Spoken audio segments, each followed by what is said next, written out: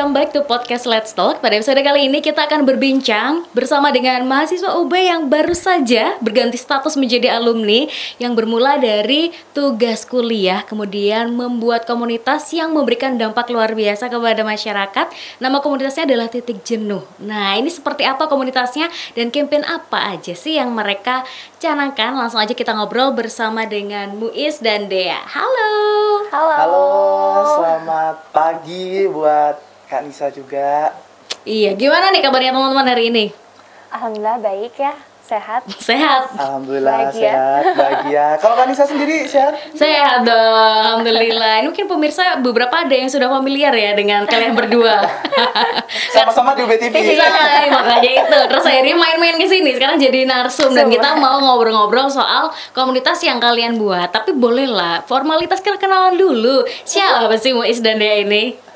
Oke, mungkin izin memperkenalkan diri. Nama saya Abdul Muiz Nawawi. Saya baru aja kemarin sidang komprehensif di Ilmu Komunikasi FISIP Universitas Brawijaya. Kebetulan saya adalah project leader di komunitas Titik Jenuh Pemuda. Oke, kurang lebih sama ya, sama-sama kami baru lulus. Nama saya Desvi Amalia, tapi panggilannya Dea aja biar lebih gampang.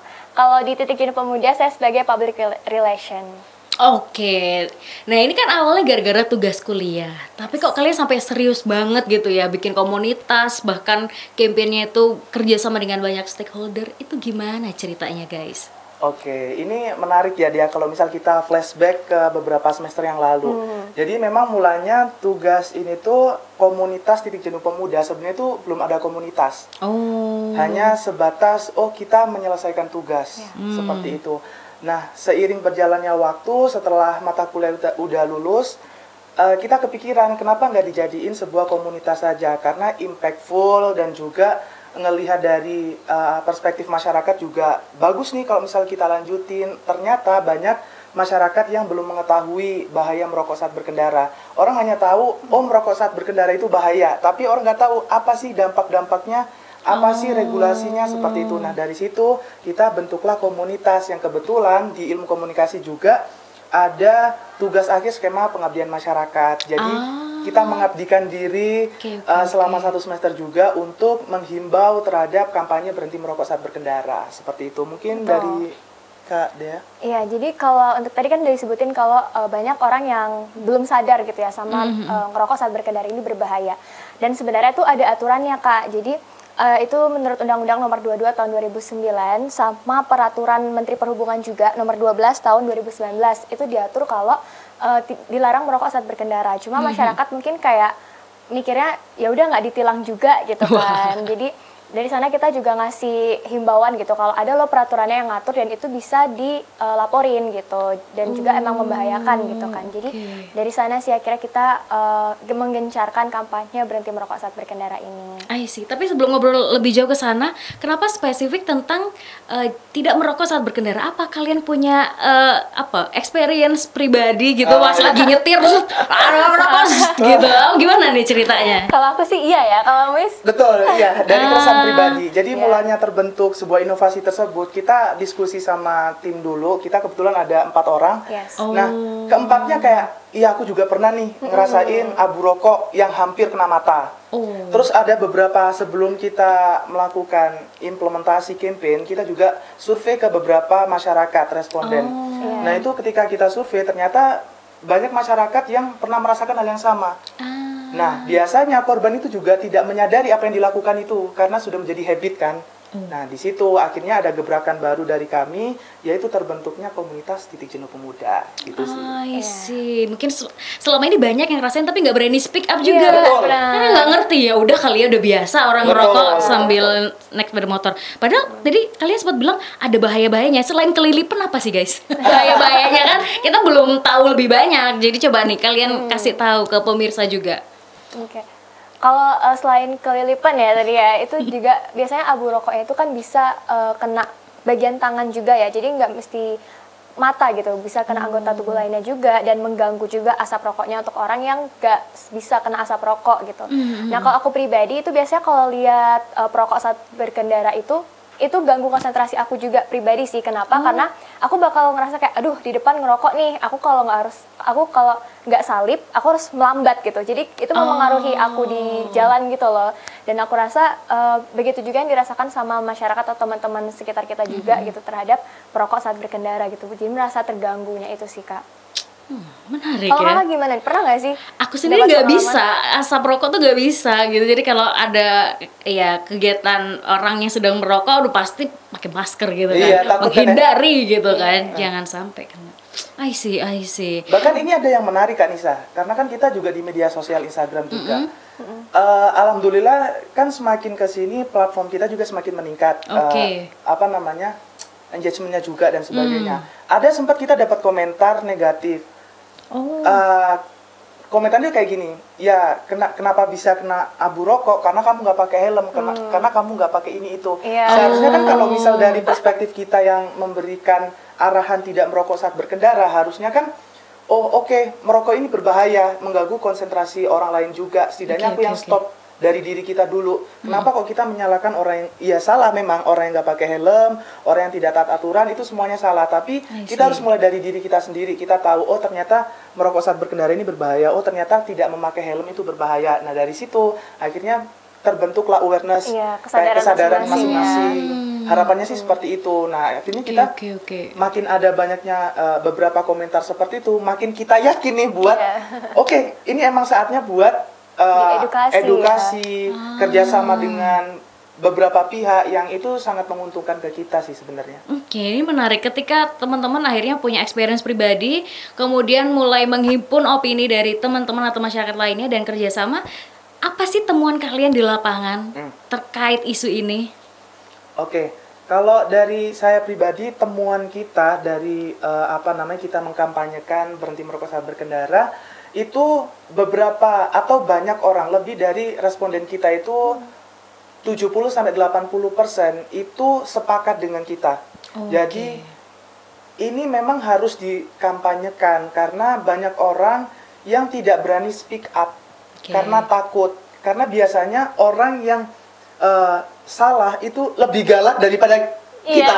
benar-benar. Nah, Kayak orang ngutang ya. Betul. Yang ngutang lebih galak. nah itulah di sini peran kita. Peran kita adalah mengedukasi, memberikan awareness, dan kita juga sudah dilindungi juga oleh Polresta Malang Kota, Dinas Perhubungan, yang kita udah bekerja sama, kita udah meminta perizinan, udah melakukan kampanye bersama. Nah di situ akhirnya kita merasa yakin, kita selagi kita jalannya benar, selagi kita nggak ngelakuin kesalahan dan itu sudah ada aturan dan sebagainya, ya udah kita gas gitu. Iya, Karena benar yang disampaikan Mbak Dea, bahwasannya keselamatan berkendara itu bukan jadi tanggung jawab, keselamatan berkendara itu menjadi tanggung jawab pribadi, tapi juga untuk orang lain juga. Oh, Tanggung jawab bersama. Iya, jadi intinya Iya, keselamatan berkendara itu menjadi tanggung jawab kita bersama. Iya, jangan sampai kitanya hati-hati orang lain semrawut Iya, gitu benar. ya. Oke, I see. Karena banyak ya kejadian gitu ya. Iya. Kita yang hati-hati dari belakang, bus, Sambil gerokok lagi. Asik banget. itu jangan dicontoh ya. Iya. Sebenarnya ini kan peraturannya bukan melarang merokoknya kan. Ya Betul. silakan aja ngerokok, betul. tapi di tempat di yang tempat yang sesuai. sesuai, betul. I see. Betul. Dan kayaknya di Malang sudah ada ya tempat-tempat yang khusus untuk Betul. boleh merokok dan lain sebagainya. Di kafe-kafe juga kayaknya udah boleh ya. Iya, bahkan udah Sambil disediakan tempat indoor, outdoor, itu tujuannya memang kayak gitu sih kalau di I kafe-kafe. see. Mungkin bisa jadi yang tadi komen tuh salah kaprah, dikiranya Iya, dikirain dilarang ngatur-ngatur merokok. lah. Benar-benar. Suka-suka gue mau ngerokok atau enggak, padahal bukan ke sana ya. Iya. Intinya dari teman-teman. Oke. Nah, aku ngeliat di IG-nya teman-teman juga banyak kolaborasi, bukan hanya dengan Kapolres Malang, kemudian ada juga dengan beberapa stakeholder, ada juga kayak influencer loh. Aku ngeliat kayak luar biasa banget gitu, kayak dari tugas kuliah saja terus kalian bikin campaign yang sedemikian rupa melibatkan banyak pihak gitu. Ceritain dong prosesnya, kayaknya nggak semudah itu deh. Oh, ini kayaknya bisa juga dari tim public relation nih. Ya boleh, coba cerita deh. Jadi itu sebenarnya salah satu strateginya PR juga gitu untuk lebih ekspansi kampanye gitu ya. Jadi selain kolaborasi dan kerjasama sama stakeholder utama seperti Polresta, Disub dan juga Satlantas, kita juga banyak bekerja sama media-media gitu, media baik itu media online yang di Instagram maupun media berita gitu. Jadi waktu kita kampanye sama Polresta, beritanya juga diangkat di platform-platform media baik lokal maupun nasional. Ya, jadi itu salah satunya ada Media Indonesia, Times Indonesia. Terus ada juga dari Kanal 24 ya. Iya, Kanal 24. Bekerja sama OB Medcom juga. Terus untuk yang influencer itu juga sebenarnya itu ekspansi untuk di campaign online-nya sih. Jadi di media sosialnya kita ngajak kolaborasi beberapa influencer-influencer Malang gitu untuk ikut menyuarakan kampanye berhenti merokok saat berkendara ini. Dan itu alhamdulillahnya banyak influencer yang setuju yang baik, karena itu kita semuanya gak ada fee-nya, jadi emang sukarela gitu. Jadi untuk influencer semuanya yang kerja sama kami itu alhamdulillahnya mereka emang mungkin dari keresahan pribadi juga ya, jadi mereka merasa kalau perlu juga nih untuk menyuarakan hal tersebut di platform mereka, jadi mereka setuju gitu. I see. Dengan lebih masifnya campaign ini, kira-kira yang masuk lebih banyak komen positif apa negatif? Di awal-awalnya ada satu. Iya, setelah ada kayak gini berapa? Tumbuh 1.000 nggak? Tumbuh 1.000 atau gimana tuh? Enggak dong. Alhamdulillah setelah berjalannya waktu, komentar positif tuh banyak Sih, ya, banyak yang alhamdulillah. akhirnya iya nih aku juga yang menyatakan kayak setuju gitu loh, kayak iya menyuarakan keresahan mereka kayak juga gitu. Dan ini sebenarnya kita juga terima kasih banget ya untuk dosen pembimbing kami Budia Ayu Amalia SMSI, karena dari arahan beliau kita juga harus memiliki strategi atau campaign itu sebagaimana kita membentuk suatu komunitas itu dalam implementasi kampanye itu nggak bisa asal-asalan. Jadi ada proses step by step yang harus dilalui. Misal kalau dari kemarin kita mengimplementasikan dari buku mirip Kotler, itu ada beberapa tahapan-tahapan juga ya dari perspektif mana. Oh ternyata karena kan goals kita adalah knowledge dan juga belief. Kita goalsnya adalah kepercayaan bahwa merokok saat berkendara itu bahaya dan juga pengetahuan bahwa merokok saat berkendara ini berbahaya. Karena kalau untuk merubah perilaku dan sebagainya itu masih prosesnya agak lama.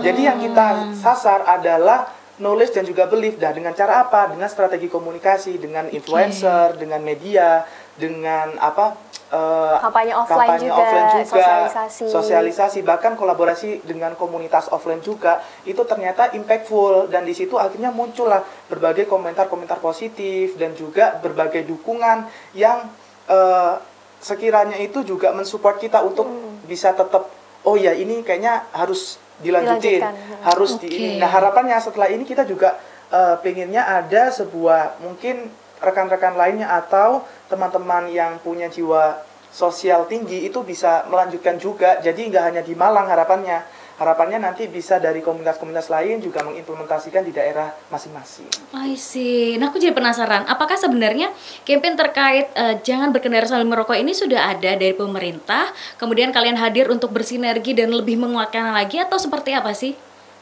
Kalau di platform sempat kita cek, itu kalau di Malang insya Allah ya kita menjadi yang pertama kalau di kota Malang. Tapi kalau di kota-kota yang lain itu ada, cuman itu nggak yang seintens kita gitu. Semasif. Jadi kayak ada tapi kayak udah kampanye offline, kalau sudah ya sudah gitu.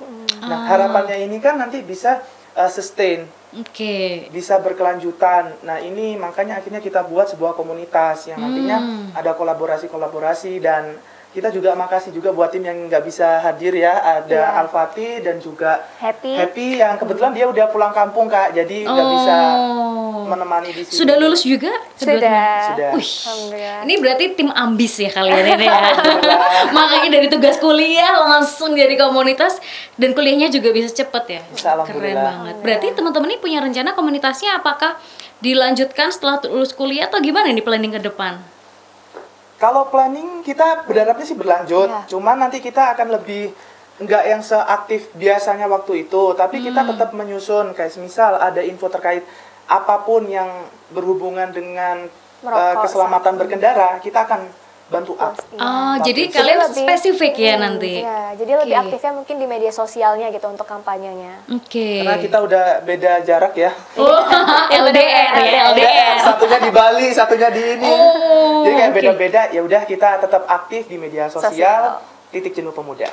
I see. Titik Jenuh Pemuda ini berarti komunitas yang nanti ke depannya akan lebih berfokus kepada isu-isu yang berkaitan dengan hal-hal yang ada di jalan keselamatan gitu ya, berkendara. keselamatan berkendara. Oh, I see. Berarti bukan hanya soal merokok nih, bisa jadi nanti next kalian akan punya topik-topik atau campaign lainnya ke Bisa depan. jadi, karena kita juga udah dari Polres juga udah ngasih tahu, oh ternyata main HP Oh, dan lain sebagainya itu lebih juga parah lagi kalau main HP ya. Iya, Gimana ya tuh, semuanya Ngegas? parah karena itu bahaya banget, bukan hanya dari pengemudinya sendiri, tapi orang lain yang Iya, kena dampak. membahayakan Nah orang itu, lain. itu sih kalau menurutku. Jadi harapannya nanti bisa ke keselamatan berkendara ya. Iya. Oke, nah selama teman-teman menyiapkan campaign sampai akhirnya ini ya sah menjadi sebuah komunitas, itu apakah adem ayem aja? Karena dari tadi kayaknya kok gampang banget gitu ya dari sebuah ceritanya ini, atau ada cerita-cerita unik masing-masing pasti punya pengalaman yang Perspektif beda-beda. Dari Dea dulu deh, apa nih cerita yang memorable banget? Ya Allah, ini banget nih waktu persiapan. Mungkin ini relate sama tugas aku sebagai PR ya, yang approach banyak pihak. Itu mungkin hambatannya atau dukanya gitu ya adalah ditolak-tolakin sih, Kak. Serius? Siapa yang berani nolak Dea? Oh, aduh. Jadi banyak ya mungkin masih belum berkenan, mungkin dari pihak salah satunya dari kayak influencer gitu kan, banyak yang kita harus pakai fee dan sebagainya gitu. Jadi itu sih salah satu dukanya PR gitu. Jadi harus siap menerima banyak penolakan Ush. gitu. Atau kadang tuh ada yang udah kayak oke Kak, udah bersedia gitu, tapi pas di follow up lagi tuh kayak hilang, tiba-tiba di ghosting kayak gitu. Waduh, kok kayak iya Gitu iya. sih. Dan, jujur kalau dari PR itu approaching sih yang paling struggle itu di approaching. Oke, Nah, oke, karena itu kan benar-benar kita menyesuaikan sama pihak eksternal gitu ya. Jadi bergantung sama pihak eksternal itu sih. I see. Tapi achievementnya luar biasa, kerjasamanya langsung dengan stakeholder yang besar-besar gitu. Nah, aku pengen tahu cerita kamu ketika bisa kerjasama nih dengan Dishub, dengan Polres itu kok bisa semulus itu. Bahkan aku ngeliat di kampanye kalian tuh sampai ke jalan ya, bener nggak sih? Ibu-ibu polisinya ikut datang gitu kan, ikut campaign juga. Iya. Gimana tuh?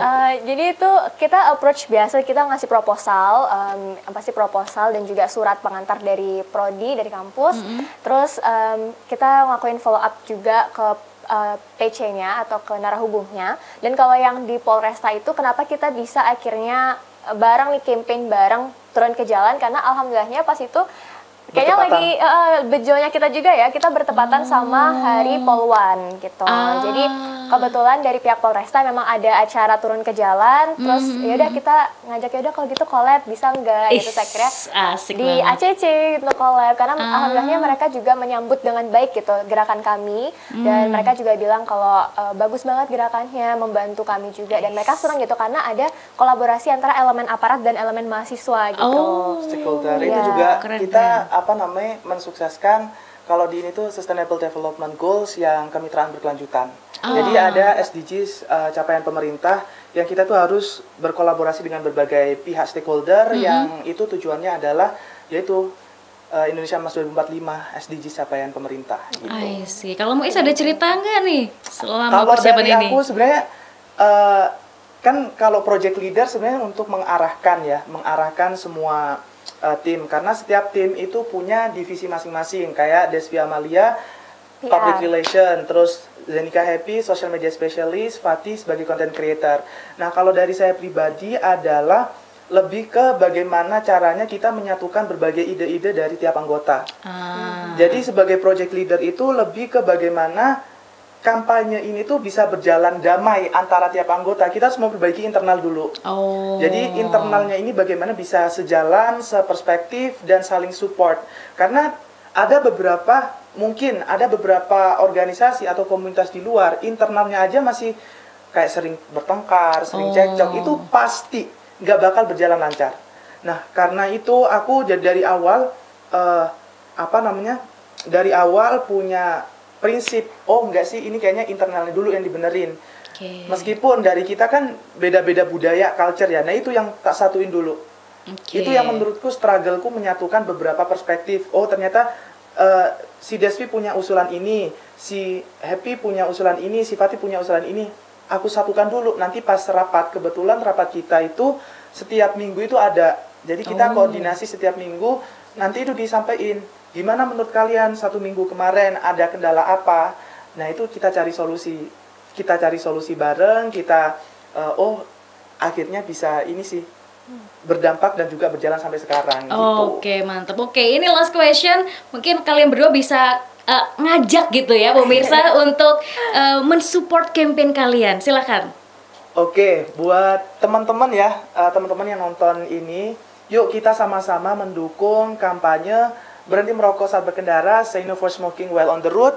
Kita bersama-sama untuk menjaga keselamatan diri kita sendiri maupun keselamatan orang lain. Kita nggak bisa egois, oh nggak apa-apa ngerokok itu yang bahaya buat saya, nggak bisa, karena yang bahaya juga dari pihak orang lain juga. Betul. Jadi buat teman-teman, yuk kita sama-sama bangun awareness, kita buka nih knowledge dan juga kita peduli dan juga kita kasih tahu ke orang-orang di sekitar kita bahwa merokok saat berkendara ini tindakan yang sangat berbahaya. Sekali lagi, buat teman-teman, jangan merokok saat berkendara, keselamatan berkendara, tanggung jawab kita bersama. Dari Dea tambahan? Mungkin kalau dari aku, jangan egois, bukan nggak boleh ngerokok, tapi kalau ngerokok tahu tempat dan di tempat yang sesuai aja, jangan di jalan karena bisa mengganggu dan juga beresiko untuk keselamatan orang lain itu tadi. Betul, terima kasih. Dan kita juga mengucapkan terima kasih seluruh pihak yang sudah mendukung kami, eksternal dari pihak aparat juga maupun media. Kita makasih banget udah didukung dan nantinya kita berharap ada kolaborasi-kolaborasi lain yang bisa kita implementasikan di kemudian hari. Dan mohon maaf kita di sini cuma sharing, kalau misal ada tambahan terus di kolom komentar. Ya sih, mantap banget. Emang beda ya kalau narsumnya Dea dan Muiz. Thank you banget udah sharing di kesempatan kali ini dan congratulations sudah menjadi alumni ya. Semoga tetap terus berdampak, memberikan manfaat kepada masyarakat dengan apapun karya kalian nanti ke depannya. Iya, terima kasih juga buat Kanisa luar biasa. Udah lama gak berjumpa, selamat berjumpa lagi. Nanti kita ngobrol-ngobrol lagi ya. Dan pemirsa, thank you banget sudah nonton di episode kali ini. Semoga kalian semakin terinspirasi. Dan terima kasih juga yang telah mensupport di episode kali ini, yaitu Raisin Bakery & Co. Dan sampai jumpa di episode-episode berikutnya. Bye-bye!